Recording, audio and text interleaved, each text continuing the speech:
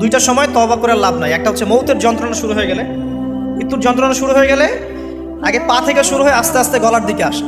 হাদিসে যেমনটা এসেছে, সূরা ওয়াকিয়ার মধ্যেও আছে যে পায়ের দিক থেকে যন্ত্রণা শুরু হয়ে আস্তে আস্তে আস্তে আস্তে এই গলার দিকে আসে, এবং আত্মাটা গলার এখানে যখন চলে আসে, এখান থেকে মালাকুল মউত আত্মাটাকে নিয়ে চলে যায় এবং চোখ দিয়ে তাকিয়ে থাকে মানুষ।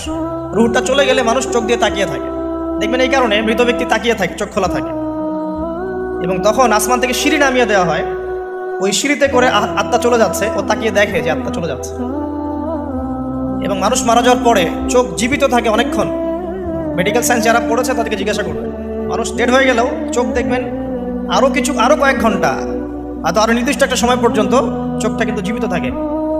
এই জন্যে চোখ বন্ধ করে দিতে হয়। যাই হোক, যেটা বলছিলাম যে মৌতের যন্ত্রণা শুরু হয়ে গেলে তওবা করে লাভ নাই, তওবার দরজা বন্ধ। আর পশ্চিম দিক থেকে সূর্য উঠে গেলে তওবা করে লাভ নাই, তওবার দরজা বন্ধ।